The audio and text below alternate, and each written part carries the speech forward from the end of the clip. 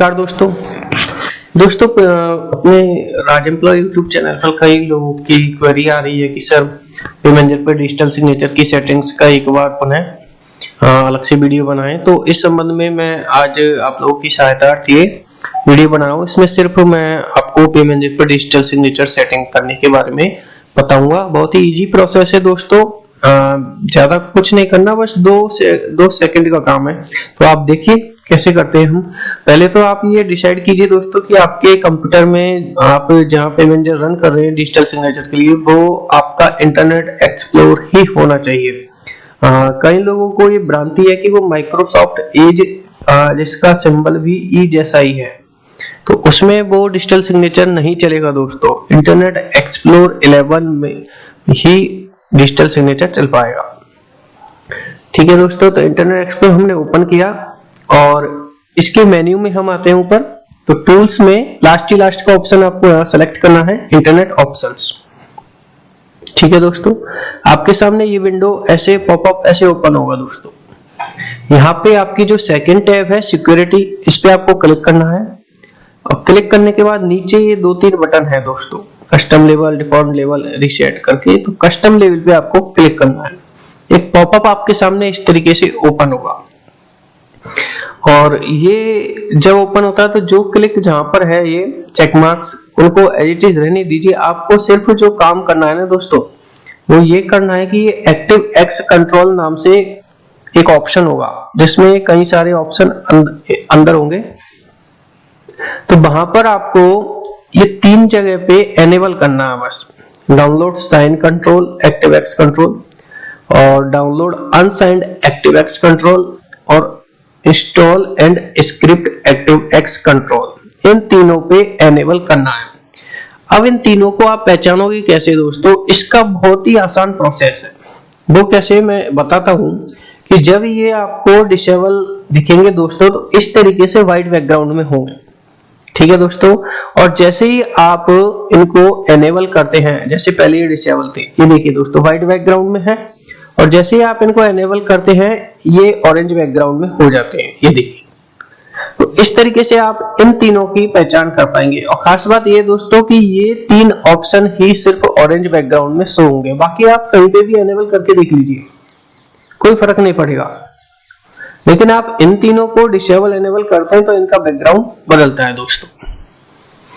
तो ये बहुत ही इजी प्रोसेस है इन 3 ऑप्शनों को पहचानने का, और फिर आप उसे ओके कर दीजिए दोस्तों। मैंने यहाँ कर रखा ऑलरेडी, इसलिए मैं इसे कैंसिल कर रहा हूं दोस्तों। आपको यहाँ पर ओके करना है।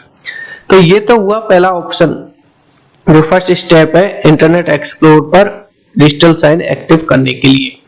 ठीक है दोस्तों, पहला स्टेप कंप्लीट करने के बाद हमें सेकंड स्टेप ओपन करना है। सेकंड स्टेप के लिए हमें क्या करना है दोस्तों कि ई साइन नाम से एक सॉफ्टवेयर बनाया गया है एनआईसी जयपुर द्वारा पे मैनेजर सिस्टम के लिए। वो साइन पहले तो हम पे मैनेजर पर जब लॉगिन करते थे, जैसे कि मैं आपको यहां पर करके बता रहा हूं दोस्तों।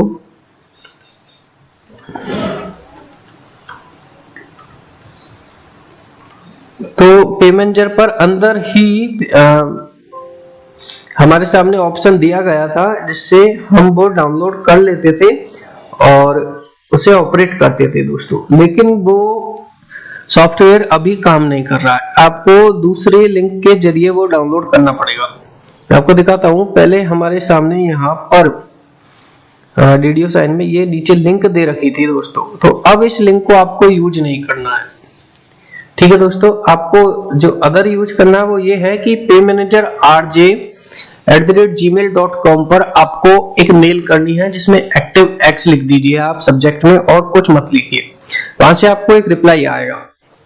रिप्लाई मेल में एक लिंक दे रखी है ActiveX for digital sign on bills, इस पे आप क्लिक कीजिए। यहां पर आप क्लिक करोगे तो आपको एक फाइल डाउनलोड करनी पड़ेगी। इस तरीके से ये फाइल डाउनलोड करनी है आपको दोस्तों।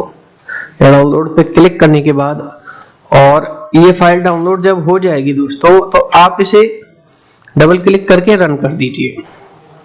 इंस्टॉल करना पड़ेगा ये सॉफ्टवेयर आपको दोस्तों पहले, उसके बाद ही आप अपने पे मैनेजर पर डीएससी की प्रोसेस पूरी कर पाओगे दोस्तों। ये देखिए हम यहाँ पर इसे इंस्टॉल करने का प्रोसेस करते हैं। मैंने चूंकि ऑलरेडी इंस्टॉल कर रखा है इसलिए एरर आ रही है दोस्तों, बाकी आप इसे इंस्टॉल कर लेना दोस्तों। और जब इंस्टॉल कर लो आप, उसके बाद अपने पेंजर लॉगिन में आप ये प्रोसेस कर सकते हैं दोस्तों। पहले आप आओगे मास्टर डेटा में डीडीओ सर्टिफिकेट रजिस्ट्रेशन, तो आपके सामने ये पेज ओपन होगा। यहाँ से आप अपने डीएससी को कनेक्ट करके शो सर्टिफिकेट पे क्लिक करोगे दोस्तों, तो वहां पर आपके सामने एक पॉपअप ओपन होगा। पॉपअप ओपन होते ही जो डीएससी आपने कनेक्ट किया उसकी डिटेल आपके पॉपअप में आ जाएगी दोस्तों, और आप वेरीफाई कॉन्टेक्ट पे क्लिक करके ओटीपी जनरेट करेंगे जो आपके डीडीओ के मोबाइल नंबर पर जाएगा दोस्तों। उस ओटीपी को जैसे ही आप सबमिट करोगे तो आपकी रिक्वेस्ट जो भी आपकी ट्रेजरी है लगती है जहां पर, तो उनके पास जाएगी, वहां से आपको वो वेरीफाई कराना पड़ेगा। ठीक है दोस्तों। अब ये सारी प्रोसेस कंप्लीट होने के बाद कई लोगों के सवाल है कि सर हमारे लास्ट का स्टेप नहीं हो पाता डिजिटल साइन का। डिजिटल साइन शो हो जाता है, बिल भी शो हो जाते हैं, टोटल फाइल भी शो हो जाती है, लेकिन लास्ट में हमारे सामने डिजिटल फाइल साइन सक्सेसफुली का मैसेज नहीं आता। उसका रीजन मैं बता देता हूं आपको कि कई दफे ना ये फाइल जो करेक्ट हो जाती है तो आपको ये ई-साइन पीडीएफ नाम से जो फाइल है वो रीइंस्टॉल करनी पड़ेगी। कई दफे ये दिक्कत आ जाती है दोस्तों, तो आप इस फाइल को दोबारा इंस्टॉल कर लीजिए, आपकी समस्या का समाधान हो जाएगा, फाइल साइन सक्सेसफुली का मैसेज भी आ जाएगा दोस्तों। ठीक है दोस्तों। अब दूसरी बात मैं आपसे कहना चाहूंगा कि एक बार डिजिटल साइन होने के बाद वहां से डिजिटल साइन वाला ऑप्शन वहां से हट जाता है, तो आप उस फाइल को दोबारा डाउनलोड कैसे करें। डिजिटल साइन फाइल को दोबारा डाउनलोड करने का प्रोसेस, ऑथराइजेशन में आइए आप। ऑथराइजेशन में ऑफलाइन से बिल सबमिशन और डाउनलोड साइन रिपोर्ट पे आप क्लिक कीजिए। यहाँ पर जिस फाइल का आपको डिजिटल साइन वाला बिल डाउनलोड करना है उस बिल का आप रेफरेंस नंबर यहाँ पे डालिए और ट्रेजरी लेवल सेलेक्ट करके उसे सबमिट कर दीजिए दोस्तों। तो एक रार फाइल जैसे कि डिजिटल साइन करते हैं उस टाइम डाउनलोड होती है, उसी टाइप की फाइल डाउनलोड होगी जिसमें आउटर इनर शेड्यूल सारी चीजें, और आपने कोई डॉक्यूमेंट अपलोड किया था तो वो चीज भी आपको वहां से डाउनलोड हो जाएगी।